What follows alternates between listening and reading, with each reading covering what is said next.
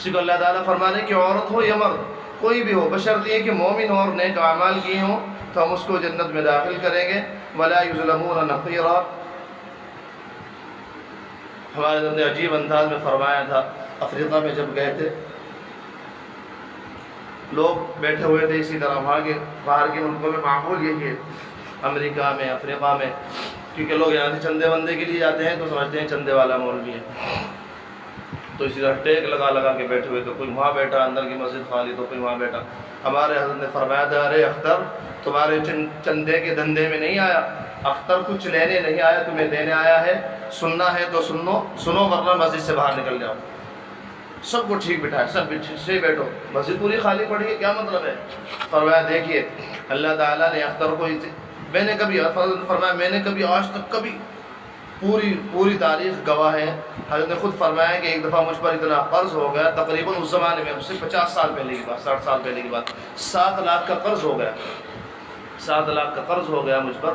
خانقاہ تیار تھی، مسجد تعمیر تھی.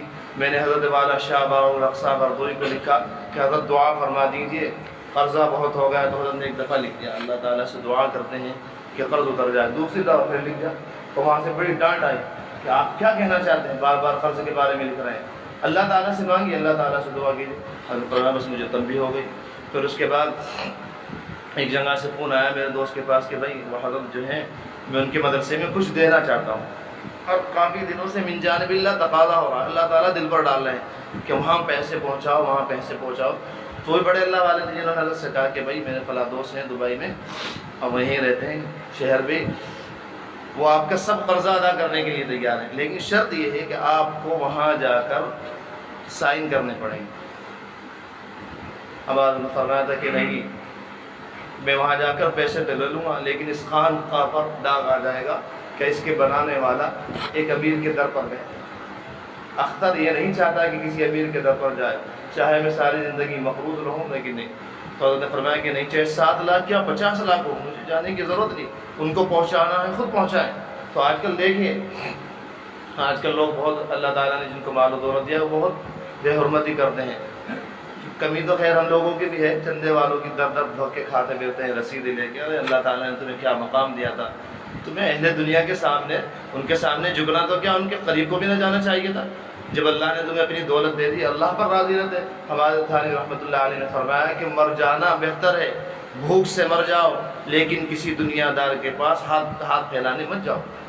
ہم بھی لیکن ناقدری کرتے ہیں، ان کو ذلت کی نگاہ سے دیکھتے ہیں. نہیں دونوں طرف سے کمی ہے. دینداروں کو بھی اعتدال کے ساتھ چندہ کرنا چاہیے، اعلان کر دینا چاہیے کہ بھائی جو آدمی چاہتا ہے کہ اس کو آخرت میں اس کا نفع ملے تو آگے ہم کو خود دے کے جائے. ہم اس کی دکان پہ نہیں آئیں گے، ہم اس کے کاروبار پہ نہیں آئیں گے رسید کٹوانے، وہ یہاں خود آئے، یہاں بیٹھ کے دے ہمیں، ہم جب جا کے اس کا قبول کریں گے اور ہم اس کا شکریہ ادا نہیں کریں گے. ہمارے نے فرمایا وہ ہمارا شکریہ ادا کریں گے. ارے بے وقوف ہو تم پیسے دینے والوں کا شکریہ ادا کر دو، ان کو ہمارا شکریہ ادا کرنا چاہیے کہ ہم نے تمہاری کرنسی قبول کی اور اس کو آخرت میں ٹرانسفر کر دی وہاں ملنے کے لیے. تو جب دونوں طرف سے یہ ہوگا تو انشاءاللہ آج کل چندے کے معاملے نے اتنی علماء دین کی اسلام کی اتنی بے حرمتی کی ہے.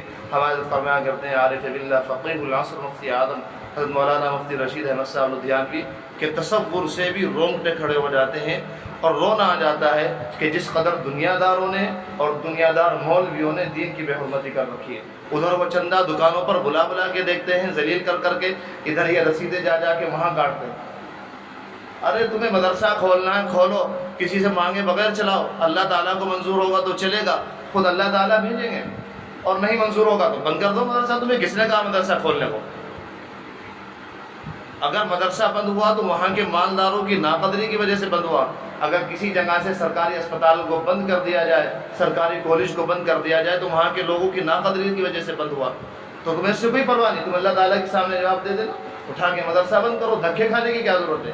تم نے دین کی، اسلام کی، علماء دین کی بالکل بے عزتی اور آبرو کروا رکھی ہے. جگہ جگہ چاہے جہاں لائن میں لگ جاتے ہو جا کے.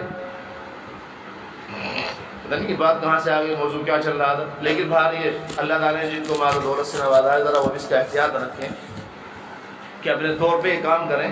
یہ نہ سمجھیں کہ بھائی ہمارے پاس آئے ہیں تو ہم ہی دیں گے.